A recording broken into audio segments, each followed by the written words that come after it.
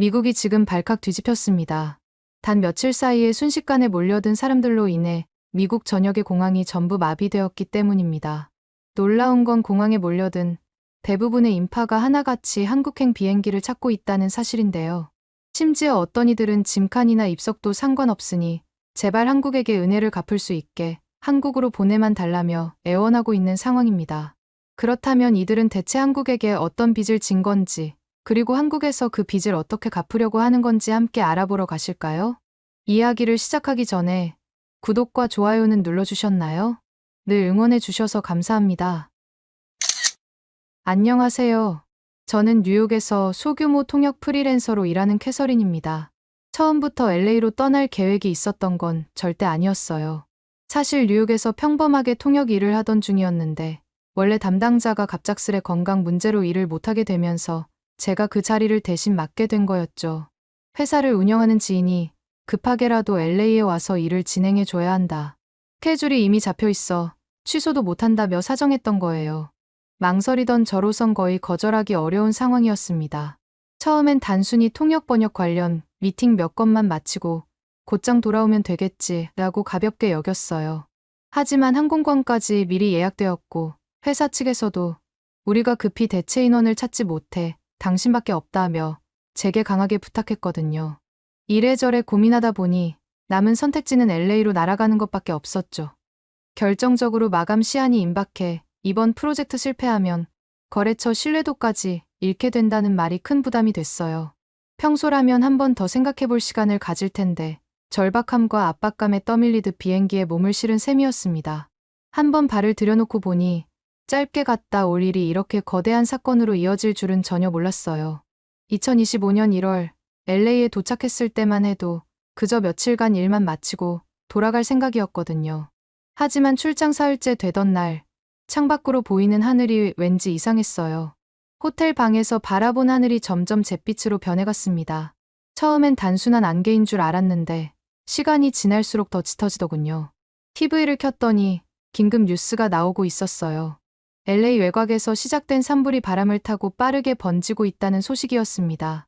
설마 여기까지 오진 않겠지라고 안심하려 했지만 불과 몇 시간 만에 상황이 급변했어요. 갑자기 호텔 전체에 긴급 대피 방송이 울리기 시작했습니다.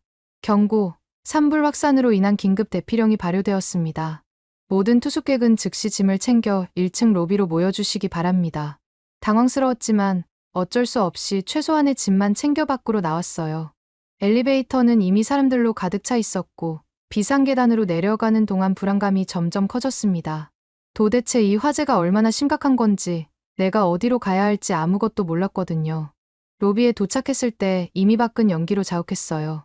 호텔 직원들은 놀랍게도 모두 사라진 상태였고 투숙객들은 혼란에 빠진 채 이리저리 뛰어다니고 있었습니다. 호텔 밖으로 나가봤더니 거리는 이미 아수라장이 됐더군요. 사람들은 차를 타고 도망치려 했고 도로는 꽉 막혔어요.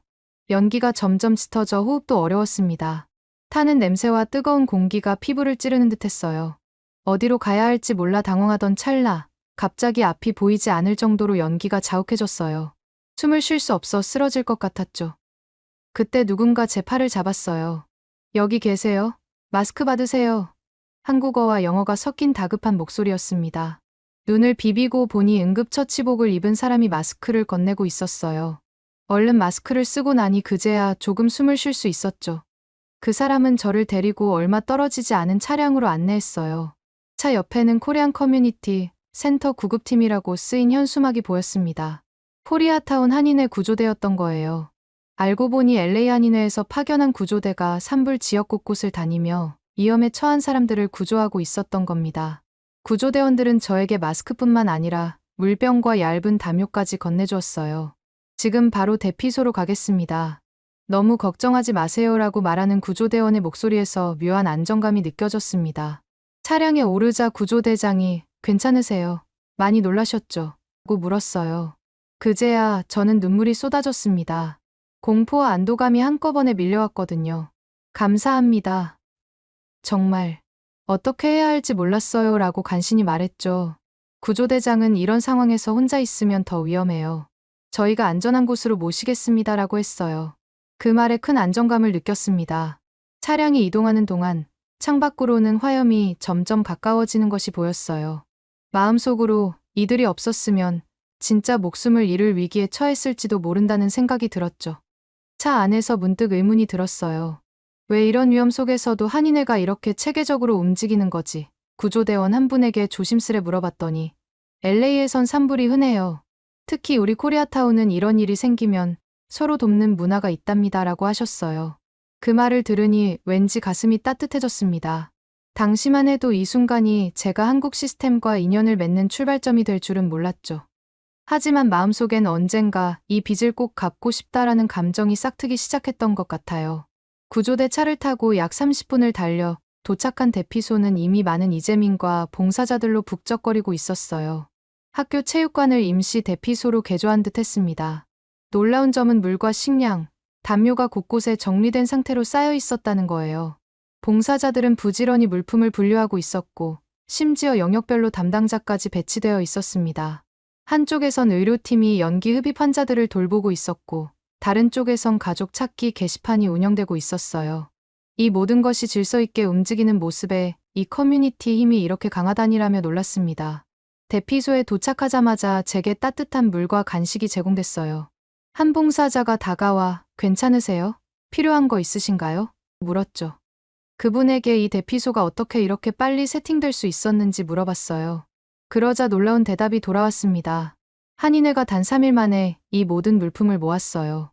마스크, 담요, 식료품을 구실 같은 단체와 협력해 배분하고 있죠. 벌써 10만 장의 마스크와 150여 개의 담요가 모였어요. 더 놀라운 건 다른 주에서도 구호품이 속속 도착하고 있다는 사실이었어요. 버지니아, 펜실베이니아 등 먼 곳에서도 한인들이 보낸 구호품이 트럭으로 들어오고 있었고, 한인회가 이 모든 것을 총괄하고 있었죠. 봉사자는 자랑스럽게 말했어요. 우리끼리 단톡방으로 필요한 물품을 공유하면 각자 가능한 만큼 가져와요. 그럼 물류팀이 분류해서 필요한 곳에 보내죠. LA 7지구 시의원실에서도 5만 장의 마스크를 기부했고, LA 시장실에서도 도움 요청 전화를 받고 구호 물품을 지원할 계획이라고 하더라고요. 정말 체계적인 물류 관리 모습을 보며 LA 시정부보다 훨씬 신속하네라는 생각이 절로 들었습니다.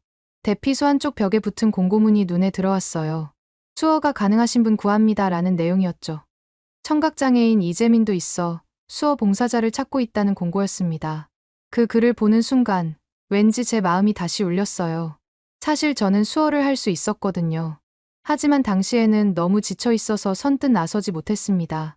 나중에 좀 회복되면 도와야겠다라고 생각했죠. 이때의 작은 스침이 훗날 큰 갈등 해결로 이어질 줄은 전혀 몰랐어요. 첫날 밤은 정말 힘들었어요. 연기 흡입으로 목이 아프고 기침이 나왔죠. 저는 제 몸부터 추스르느라 대피소 구석에 마련된 간이 침대에 누워 있었습니다. 이따금 봉사자들이 와서 힘내세요.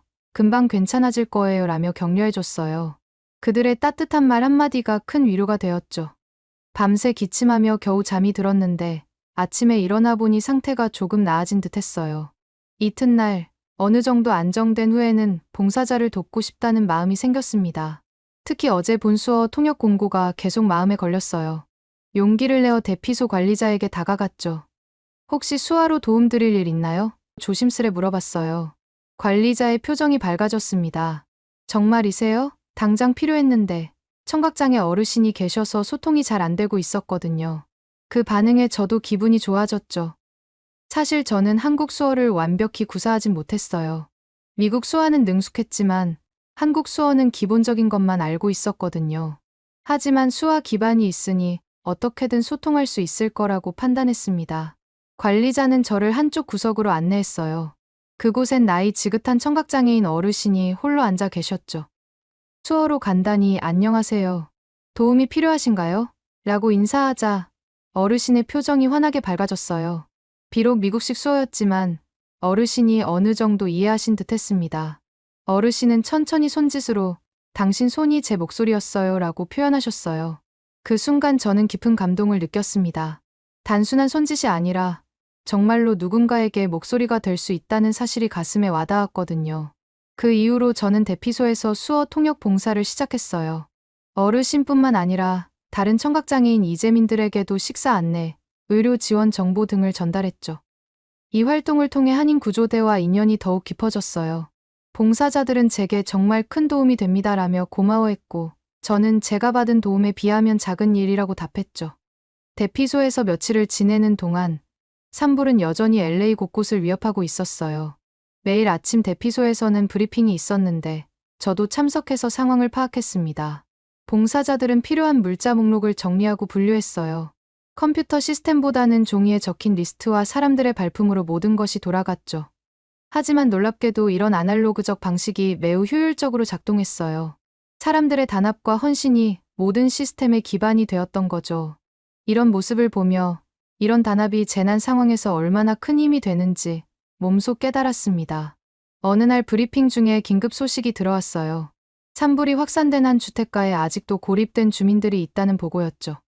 곧바로 한인회는 SNS로 정보를 모으기 시작했어요. 그 지역 근처에 아는 사람이 있는지, 도로 상황은 어떤지 등을 파악했습니다. 불과 몇 시간 만에 구호팀이 구성되어 출발했죠. 이런 신속한 대응을 보며 이건 작은 정부 같은데요? 라고 말했더니 한 봉사자가 웃으며 우리 한인들은 이런 일에 익숙해요. 특히 허스트 산불이 95% 진화됐지만 샌퍼난도, 밸리 지역 한인들의 피해 상황이 계속 접수되고 있어서 더 열심히 움직이고 있어요 라고 알려주셨어요.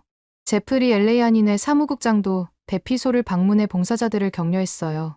사무국장은 한인 주요 거주지 인근인 동부 내륙 알타데나에서 발생한 이튼 산불의 진압률이 27%에 불과해 완전 진화가 이뤄져야 피해 규모를 정확히 파악할 수 있을 것이라고 말했습니다. 상황이 아직 심각하단 걸 알 수 있었어요. 물품 분류부터 정보 공유, 이재민 구조까지 모든 것이 유기적으로 이루어지는 모습이 인상적이었어요. 저는 한 봉사자에게 이 나라 사람들인가요? 라고 물었더니 그분이 웃으며 미국에서 사는 한인들입니다라고 알려주셨어요. 무엇보다 놀라웠던 건 단순히 도움을 받는데 그치지 않고 주기적으로 모여 이 문제를 논의하는 학부모들의 모습이었습니다. 그때부터 한국이라는 공동체 자체에 깊은 호감을 갖게 된 것 같아요. 대피소 생활이 일주일째 접어들 무렵 저녁 봉사를 마치고 모두가 지쳐있을 때였어요. 한인 봉사자 한 분이 다가와 한식 드셔보실래요? 권유하셨죠. 사실 며칠째 샌드위치와 간편식만 먹다 보니 뭔가 따뜻한 음식이 당겼어요. 하지만 그분이 들고 온 식판을 보고 살짝 긴장했습니다. 빨갛고 자극적으로 보이는 음식들이 있었거든요. 그래도 호기심과 배고픔에 용기를 내어 시도해봤어요. 첫 번째로 도전한 건 김치였습니다. 한 입 베어 물자마자 입안이 알싸하게 매워져서 잠깐 당황했어요. 하지만 곧 매운맛 뒤로 고소함과 새콤함이 어우러지는 독특한 맛이 느껴졌죠. 처음엔 낯설었지만 두 번째 파티부터는 계속 먹게 되더라고요. 그리고 뜨끈한 된장국을 한 모금 마셨는데 그 순간 온몸에 힘이 돌면서 피로가 싹 풀리는 듯한 느낌이 들었어요. 와, 정말 맛있네요 라고 말하자 주변 봉사자들이 기뻐했습니다. 이 식사 시간을 통해 봉사자들과 더 가까워졌어요. 낯선 음식이었지만 그것을 통해 느낀 배부르고 포근한 기분은 한식에 대한 호감으로 이어졌죠. 이 경험이 LA 산불이 진정된 후에도 제가 한국이나 한국 문화에 계속 관심을 갖게 된 원동력이 되었어요. 약 2주 후 산불이 어느 정도 진정되었다는 소식이 들려왔어요. 대피령이 단계적으로 해제되며 한인 대피소도 운영을 축소하기 시작했습니다. 이제 뉴욕으로 돌아갈 시간이 된 거죠. 짐을 꾸리며 왠지 모를 아쉬움이 차올랐어요. 짧은 시간이었지만 정말 많은 것을 배우고 경험했거든요. 떠나는 날 대피소에서 만난 봉사자들이 배웅해 주셨어요. 정말 큰일 하셨네요. 다음에 뵈어요. 라는 인사에 가슴이 뻐근해졌습니다. 저는 그들에게 언젠가 한국 관련해서 더 깊이 알아보고 싶다고 말했죠. 그들은 환하게 웃으며 언제든 환영합니다라고 화답했어요. 대피소를 나서기 전 코리아타운 구조대장이 저를 찾아왔어요. 덕분에 수화로 여러분을 안내할 수 있었습니다. 정말 감사합니다라고 하셨죠. 저는 제가 받은 은혜가 더 큽니다. 목숨을 구해주셨으니까요 라고 진심을 담아 답했어요. 서로 손을 맞잡는 순간 눈시울이 붉어졌습니다. 이 인연이 훗날 제가 산불 뉴스를 접했을 때 주저없이 한국행을 선택하도록 만드는 핵심 동인이 된 거죠. 알고 보니 LA 한인회는 2025년 1월 21일에 추가적인 산불 피해 지원 모금 캠페인을 시작했다고 해요. 한인회 직원부는 지난 2021년 15번 프리웨이 케이온패스 산불, 시리아 지진 피해 돕기 등 다양한 구호활동 경험을 통해 이번에도 단 $1도 준비 과정이나 경비 등에 쓰지 않고 100% 피해자들에게 전달할 것이라고 말씀하셨습니다. 이런 투명한 운영 방식이 한인회에 대한 신뢰를 더욱 높여주었어요. 또 한 가지 놀라웠던 건 이상덕 재외동 포청 청장이 로버트 안 LA 한인 회장에게 산불 피해에 대한 위로 메시지를 직접 전달했다는 이야기였어요. 사무국장님은 청장이 LA 동포사회가 재외공관을 통해 구호물품 등을 요청하는 경우 가능한 범위 내에서 적극적으로 지원하겠다고 약속했다고 전해주셨죠. 국가 차원에서도 이렇게 관심을 갖고 도움을 준다는 사실이 인상적이었습니다. 뉴욕행 비행기 안에서 많은 생각이 들었어요. 한식의 맛과 한인회의 단합, 그리고 수아가 존엄이 될 수 있음을 곱씹었습니다. 제가 경험한 모든 것이 우연히 일어난 일처럼 보였지만 어쩌면 의미 있는 인연의 시작이었을지도 모르겠다는 생각이 들었어요. 이 빚을 그냥 넘어가지 않겠다. 언젠가 내가 도움을 돌려줘야지라고 다짐했습니다. 그때만 해도 이 결심이 이렇게 빨리 실행에 옮겨질 줄은 몰랐어요. 뉴욕에 돌아온 지 몇 달 후 TV에서 우연히 경상북도 산불 뉴스를 보게 됐어요. 뉴스 하단에 자막이 흘러가고 있었죠. 경상북도 산불 확산 중. 청각장애 독거노인 고리 무려. 그 순간 심장이 쿵쾅거리기 시작했어요. 청각장애인이면 경보음조차 들리지 않을 텐데 라는 걱정이 스쳐 지나갔죠. LA에서의 기억이 오버랩되면서 머릿속이 복잡해졌어요. 뉴스 내용을 더 자세히 듣다 보니 경북에서 산불이 시작되었다고 해요. 불길은 점점 확산되었고 강한 바람 풍속 4m/s로 인해 빠르게 번져 인근 주민들의 안전이 위협받고 있다고 했습니다. 특히 거동이 불편한 70대 이상 고령자들과 청각장애인들의 상황이 더욱 위험하다는 말에 가슴이 조여왔어요. 망설임 없이 한국 NGO 긴급구호팀 연락처를 찾아 전화를 걸었어요. 저 수아로 통역 가능합니다. LA 산불 때도 구조받은 경험 있고 수어 봉사도 했어요 라고 소개했죠. 전화 너머로 담당자의 놀란 목소리가 들렸어요. 오, 정말 큰 도움이 되겠네요. 지금 현장에선 수어 통역자가 부족한 상황입니다. 통화를 마치고 깊은 숨을 들이쉬었어요. 뉴욕에서의 일정을 모두 미루고 한국행을 결정하는 건 쉬운 일이 아니었죠. 하지만 LA 구조대에게 받은 은혜를 이번엔 내가 갚을 차례라는 생각이 확고했어요. 또한 수어 통역이 생명에 직결될 수 있다는 사실을 LA에서 절감했기에 망설일 이유가 없었습니다. 곧바로 한국행 비행기표를 예매했어요. 이 단순한 선택이 결국 저와 한국을 더욱 깊이 연결해주는 큰 전환점이 될 줄은 그때 알지 못했어요. 14시간의 긴 비행 끝에 인천공항에 도착했어요. 시차 적응할 틈도 없이 재난대응본부 관계자의 연락을 받았습니다. 경상북도 현장 브리핑이 있으니 바로 참석 부탁드립니다. 공항에서 바로 차를 타고 브리핑 장소로 이동했어요. 몸은 피곤했지만 저도 모르게 긴장감과 사명감이 솟아났습니다. 브리핑장에 도착하자마자 놀란 것은 이미 수어 통역 지원팀이 별도로 편성되어 있다는 사실이었어요. LA에서는 제가 우연히 수어를 할 줄 알아서 봉사했던 것과 달리 여기선 체계적으로 팀이 구성되어 있었죠. 팀장님이 저를 반갑게 맞아주셨어요. 한국 수어 완벽하진 않아도 비슷하니 적응 빠를 겁니다. 걱정 마세요. 그 말에 안도감이 들었습니다. 사실 미국 수어와 한국 수어는 완전히 다르지만 기본적인 표현 방식이나 구조에 비슷한 점이 있거든요. 브리핑을 들으며 LA와 비교하니 훨씬 시스템화된 부분이 많다는 느낌이 들었어요. 청각장애인 대상 수어 통역 지원팀 존재 자체가 신선한 충격이었죠. 이런 준비성을 보며 제 역할이 분명해졌고 사명감이 더욱 강해졌습니다. 브리핑에서는 한국 산불 확산을 방지하고 초기 대응 체계를 구축하기 위해 산불 확산 방지 기관단체 대책회의를 이미 개최했다는 소식도 들었어요. 산불 예방과 신속한 대응이 국민의 생명과 재산을 보호하는 최선의 방법이라며 모든 기관과 단체의 협력을 강조했다고 합니다. 정부는 이미 안동, 영주, 예천, 봉화, 영양 등을 특별재난지역으로 선포했다고 해요. 심리적 충격을 고려해 경상북도 재난심리지원센터 및 영남권 트라우마 센터와 협력하여 전문 상담 인력도 배치했다고 하더군요. 정말 체계적인 대응 시스템이었습니다. 브리핑이 끝난 후 바로 경상북도 대피소로 출발했어요. 산간지방이라 이동도 쉽지 않았고 시차 적응이 안 된 상태라 무척 지쳐 있었죠.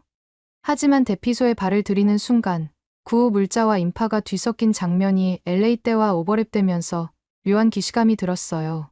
다만 차이점이 있다면 훨씬 더 체계적으로 운영되고 있다는 점이었죠. 여긴 한국 시골인데도 이렇게 체계가 잘 잡혀 있네라며 놀랐어요.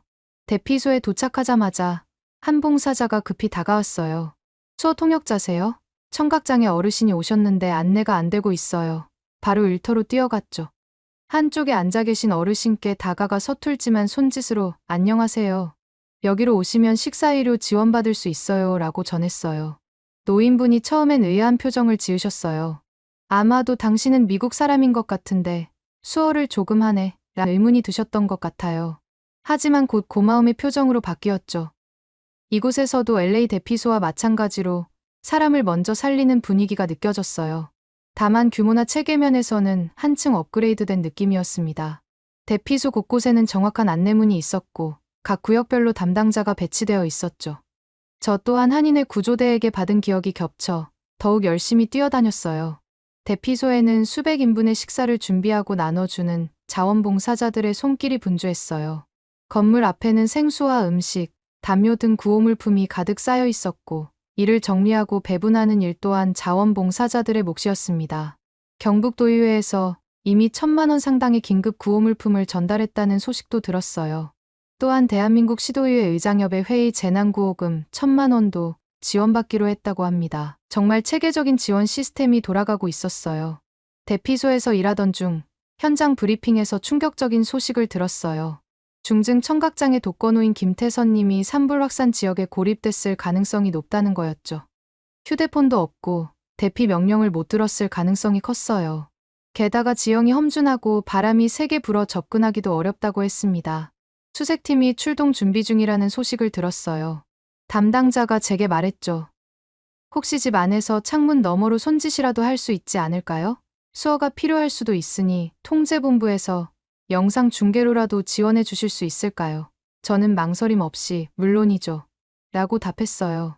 회의에서는 만약 할아버지가 손짓하시면 비록 언어가 달라도 큰 도움 될 것이라는 의견이 모였습니다. LA에서의 경험을 떠올리며 확신이 들었어요. 혹시나 구조 대상자도 수어로 긴급 소통이 가능하다면 시간 단축이 생명 구할 열쇠가 될 수 있다고요. 저는 꼭 함께하겠습니다 라고 지원했고 본부에서도 흔쾌히 승낙했어요. 이때만 해도 이 결정이 곧 득적인 장면으로 이어질 줄은 몰랐습니다. 다음 날 아침, 상황은 더욱 긴박해졌어요. 경상북도 곳곳에 바람이 불어 연기가 빠르게 퍼지고 있었죠. 수색팀 리더가 무전으로 보고했어요. 이대로 들어가는 건 위험하지만 더 늦으면 할아버지 찾기 힘들어질 것 같습니다. 진입하겠습니다. 모두의 얼굴에 긴장감이 맴돌았어요. 수색팀은 혹시 집 근처 도달하면 창문을 확인하겠다고 했습니다. 통제본부에선 드론 영상을 실시간으로 모니터링하고 있었어요. 저는 화면 옆에서 수어 시범 영상을 준비했죠. 할아버지가 보이면 움직이지 마세요. 기다려주세요 라는 메시지를 전달할 계획이었어요. 한 치 앞도 모르는 상황에서 온 몸이 신경이 곤두섰습니다. 이 상황에서 수어 통역의 필요성을 다시금 실감했어요. 만약 할아버지가 소리를 못 듣는다면 구조대의 외침은 아무 소용이 없을 테니까요. 창문 너머로 시야를 확보하고 수어로 신호를 보내고 그 다음 구조대가 진입하는 것이 성공의 열쇠였습니다. LA에서 받은 도움처럼 이번엔 내가 목소리가 되겠다는 결심이 더욱 단단해졌어요. 갑자기 드론 오퍼레이터가 외쳤어요. 창문 안에 뭔가 움직인다. 모두의 시선이 화면으로 집중됐습니다. 연기가 자욱한 화면 속에서 희미하게 실루엣만 보였지만 분명 누군가 손을 흔드는 것 같았어요. 제 심장이 요동치기 시작했습니다. 즉시 행동에 옮겼어요. 화면에 비치는 창문 쪽으로 제가 수어를 보여주는 카메라를 연결했습니다. 곧 구조대가 들어갑니다. 움직이지 마세요. 괜찮아요 하는 메시지를 한국 수어처럼 흉내내며 전달했어요. 사실 100% 정확한 한국 수어는 아니었지만 기본적인 제스처와 표정으로 최대한 의미를 전달하려 했죠. 놀랍게도 창 안쪽의 인물이 오케이, 제스처 비슷하게 응답하는 것이 보였어요. 그 순간 모두가 안도의 한숨을 내쉬었습니다. 구조대가 즉시 그 집에 진입했고 얼마 후 무전이 들어왔어요. 할아버지 발견했습니다. 의식 있으시고 지금 이송 중입니다. 모두가 환호했죠. 구조대원이 나중에 말하길 이 손짓이야말로 목소리보다 빠른 언어였습니다. 덕분에 할아버지가 미리 준비하고 계셔서 신속하게 구출할 수 있었어요 라고 했어요. 그 말에 모두가 울컥했습니다. 수아의 존엄이 다시 한번 제 가슴을 울렸어요. 나중에 알게 된 사실이지만 구조대가 접근했을 때도 할아버지가 한참 늦게 밖으로 나오셔서 위험할 뻔했다고 해요. 알고 보니 구조 당시 가슴에 꼭 안고 있던 작은 상자를 챙기려 하셨던 거였죠. 그 작은 상자 안에는 아내의 유품, 오래된 수화사전, 그리고 편지가 들어 있었다고 나중에 알게 되었어요. 그 순간 할아버지에게 그 상자가 얼마나 소중했을지 상상하니 말로 표현할 수 없이 너무 마음이 아팠습니다. 할아버지가 대피소로 이송된 후 저는 곧바로 찾아가 봤어요. 연기 흡입으로 위독했지만 빠른 구조 덕분에 목숨을 건지셨죠. 할아버지는 산소 마스크를 쓰고 있었지만 저를 보자 눈이 반짝였어요. 수어로 괜찮으세요? 많이 힘드셨죠? 라고 물어봤죠. 할아버지는 힘겹게 손을 들어 고맙습니다라고 표현하셨어요. 말로는 잘 표현이 안 되셨지만 수어로 당신 손이 내게 목소리였다는 의미를 전하셨죠. 그리고 할아버지가 미국 분이신데 한국 수화도 해요? 라고 수어로 물어보셔서 저는 아직 완벽하지 않지만 비슷한 점이 많아 조금 할 수 있어요 라고 답했어요. 그 순간 LA 대피소에서 들었던 똑같은 문장이 떠올라 눈시울이 뜨거워졌습니다. 이게 운명이구나. 그때 내가 살았듯 지금 누군가를 살리는 역할을 하는구나라는 감정이 밀려왔어요. LA 대피소에서의 경험, 수어 안내, 한국행 결정, 그리고 경상북도 구조까지 모든 일련의 흐름이 제 머릿속에서 연결되며 감동이 폭발했습니다. 할아버지와 저 모두 지쳐있을 때 봉사자들이 국밥 한 그릇씩을 가져다 주셨어요. 얼큰하고 구수한 국물 맛이 몸과 마음을 녹여주는 것 같았습니다. 한국 사람들은 이렇게 든든하게 먹고 힘내네요 라고 말하자 주변 분들이 웃으셨어요. 처음엔 낯설었던 김치, 미역국, 밥의 조합이 이제는 정감 있게 느껴졌습니다.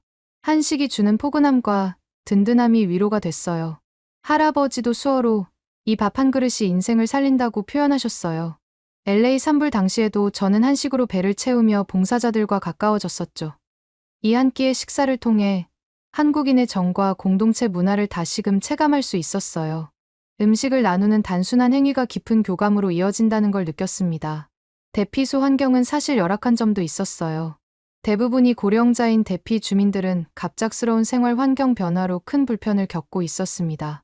일부 대피소에서는 전기가 복구되지 않아 난방이 제대로 작동하지 않았고 기온이 떨어졌음에도 가스난로 한 대로 추위를 견뎌야 했어요. 91세, 86세 등 고령 어르신들은 춥지요. 왜 안 추워요? 뭐 전기난로를 피울 수 있나? 보일러가 돌아가나? 라고 어려운 상황을 표현하셨습니다. 특히 거동이 불편한 70대 이상 고령자들의 경우 대피소까지 이동하는 것 자체가 큰 도전이었어요. 78세 김분순 할머니는 혼자 있는 사람은 다니기 쉽지 않지. 나는 아들이 있으니까 아들이 데리고 다녔지라고 말씀하셨어요. 이런 현실적인 어려움에도 불구하고 주민들의 외적 불평보다는 서로를 배려하는 따뜻한 마음이 더 강하게 느껴졌습니다. 대피소에서 봉사하면서 한국의 재난 대응 시스템의 세밀함에 감탄했어요. 노약자 전용 난방기, 심리지원 상담사 상주, 상황지휘본부의 실시간 보고, 체계 등이 완벽하게 갖춰져 있었죠. 이거 정말 대단하다. LA 때보다 훨씬 조직적이네요 라고 말하자 한 담당자가 우리는 항상 최악의 상황을 대비합니다 라고 답했어요. 자원봉사단과 지방자치단체가 끈끈이 협력하는 모습이 인상적이었습니다. 산불 피해로 대피한 주민들은 당장의 의식주뿐만 아니라 다양한 생활 필수품이 필요한 상황이었어요. 특히 속옷이나 양말 같은 기본적인 생필품 지원이 더 필요했습니다. 한 주민은 씻지도 못해. 손이 시커멓게 와서 그대로 있잖아. 옷 같은 거는 좀 보급이 되면 좋은데 정부에서 옷은 보급이 안 되라며 실질적인 필요를 호소했어요. 제가 이런 현실적인 필요를 파악하고 관련 담당자에게 전달했더니 즉시 필요물품 목록을 작성해 추가 지원을 요청하더군요. 대피소 한쪽에 설치된 무인 안내 단말기에서는 수어 영상이 반복 재생되고 있었어요. 이 손짓은 당신의 생명을 지키는 언어입니다라는 문구가 화면에 떠 있었죠. 김태선 할아버지도 관심 있게 보시며 지금 세상이 이렇게 편해진 줄 몰랐네라고 수어로 말씀하셨어요. 저도 이런 세심한 배려에 감동했습니다. 경상북도 대피소의 촘촘한 시스템을 보며 처음엔 왜 이렇게까지 철저한 거지? 라고 의아했어요. 하지만 점차 사람 생명을 최우선으로 한다는 한국적 사고방식을 깨닫게 됐습니다. 단순히 개인의 노력이 아니라 시스템 자체가 사람을 지키도록 설계되어 있다는 점이 놀라웠어요. 이 깨달음이 한국은 사람이 구조하는 나라가 아니라 시스템이 사람을 구조하는 나라구나라는 확신으로 연결됐습니다. 약 일주일 후 산불이 대부분 진압되었다는 소식이 들려왔어요. 마지막 브리핑에서는 진압률이 90%를 넘었고 피해 주민도 대체로 파악되었다고 했습니다. 대피소를 단계적으로 축소할 예정이라는 말에 저도 그럼 미국으로 돌아가야 하나 생각하기 시작했어요. 떠나기 전날 김태선 할아버지가 저를 찾아오셨어요. 작은 수첩을 들고 계셨는데 수어 사전을 뒤적여가며 짧은 메모를 써서 건네셨죠. 살려줘서 고맙소. 당신 손이 내 목소리였소라는 문장이 적혀 있었어요. 눈물이 왈칵 쏟아질 뻔했습니다. 정말 잊지 못할 명예로운 순간이었죠. LA 한인회의 구출에서 시작해 수화 봉사, 한국행 결정, 그리고 김태선 할아버지 구조까지 모든 일이 하나로 연결된 것 같았어요. 내가 누군가에게 진 빚을 이렇게 갚았구나라는 안도감과 함께 앞으로도 이런 식으로 도울 일 있다면 망설이지 않겠다는 결심이 강해졌습니다. 귀국을 하루 앞두고 자원봉사자들이 저를 불렀어요. 비행기 타기 전에 뜨끈한 국밥 한 그릇 더 드시고 가세요. 배도 출출했던 차라 호기심 반 설렘 반으로 함께 식당으로 이동했습니다. 김태선 할아버지도 의사 허락하에 동석하셨어요. 이번에는 국밥 외에도 달콤한 불고기와 각종 반찬이 함께 나왔어요. 이 조합은 또 뭐지? 싶으면서도 한 숟갈 먹을 때마다 새로운 맛의 세계를 경험하는 기분이었습니다. 마치 새로운 문화를 전부 맛보는 듯했어요. LA 대피소 식사에 이어 경상북도 대피소에서도 한식이 저와 한국인의 교감 매개체가 됐죠. 할아버지가 수어로 나는 마늘과 고추가 들어간 매운 음식이 최고라며 웃으셨어요. 저도 맵지만 중독성 있네요라고 답하며 웃었죠. 이 따뜻한 식사 시간이 저를 더욱 한국에 애정 갖게 만들었어요. 음식을 나누는 행위가 단순한 배고픔 해결이 아니라 마음을 나누는 과정임을 깨달았습니다. 마지막 날 NGO 책임자와 작별 인사를 나눴어요. LA에서 도움받으신 분이 한국에 와서 또 이렇게 누군가를 살려줬으니 정의의 순환 아닙니까? 그 말에 저도 네, 저도 자랑스럽습니다라고 화답했어요. 모두가 환히 웃으며 기념사진 한 장을 남겼습니다. 김태선 할아버지와의 작별도 가슴 뭉클했어요. 할아버지가 힘겹게 일어나 수어 대신 포옹으로 고맙다는 마음을 전해오셨거든요. 꼭 다시 보자라는 약속도 손짓으로 나눴죠. 눈물이 맺힌 채 마지막 인사를 나누는 모습에 주변 분들도 뭉클해하셨어요. 비행기에 오르며 돌아보니 LA를 살려준 한인회와 이번엔 제가 경상북도에서 수어 봉사를 한 선순환이 분명해 보였어요. 제 인생이 새로운 국면을 맞았다는 걸 확실히 자각했죠. 이 경험을 기록하기 위해 뉴욕에 돌아가면 글을 써야겠다고 다짐했습니다. 비행기 안에서도 계속 생각이 꼬리를 물었어요. 특히 대피소에서 목격한 몇 가지 장면이 계속 떠올랐습니다. 대피소에서 상시 진료를 실시하는 의료팀과 의약품을 지원하는 대한적 십자사 봉사약사회의 헌신, 방역기동반의 활약 같은 세부적인 지원 시스템이 인상적이었거든요. 영덕군의 경우 이틀 새 주민 100여 명이 심리 상담을 받았다는 이야기도 들었고요. 이런 종합적인 관리 시스템은 LA 대피소에서도 볼 수 없었던 수준이었습니다. 뉴욕으로 돌아온 후 첫 일은 블로그에 이 모든 경험을 담은 글을 올리는 것이었어요. 첫 문장은 수하는 손짓이 아니라 누군가에게 목소리가 됩니다로 시작했죠. LA에서 구조된 사실부터 경상북도에서 제가 구조활동한 일, 한식 체험비까지 상세히 기록했어요. 예상 외로 반응이 폭발적이었습니다. 한국 네티즌들도 번역본을 통해 열렬히 호응해 주셨죠. 이후 미국 현지 언론, 한국 언론 여러 매체에서 인터뷰 제안이 쏟아졌어요. 저는 한국인들의 대단한 시스템과 마음을 전파하고 싶다라며 적극 수락했습니다. 김태선 할아버지 사진과 LA 대피소 모습 비교 자료를 첨부해 두 경험의 연결성을 강조했어요. 블로그 글에는 단순한 우연인 줄 알았던 LA 산불 대피소 경험이 몇 달 후 산불 구조 활동으로 이어질 줄은 몰랐다는 내용도 포함했어요. 특히 LA 한인회가 불과 3일 만에 10만 장의 마스크와 150여 개의 담요를 모았던 이야기, 그리고 경북도의회가 1,000만 원 상당의 긴급 구호물품을 전달한 사실 같은 구체적인 내용도 소개했습니다. 이런 구체적인 숫자와 사실은 독자들에게 더욱 생생한 현장감을 전해주었어요. 글에는 또한 김태선 할아버지가 왜 늦게 대피하셨는지에 대한 에피소드도 담았습니다.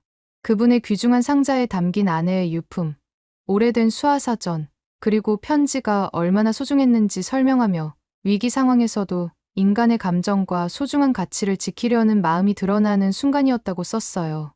이 모든 경험을 통해 봉사자들과의 인연, 한식의 매력, 수와 통역의 중요성이 한데 뭉쳐 세상을 향해 발신되었습니다.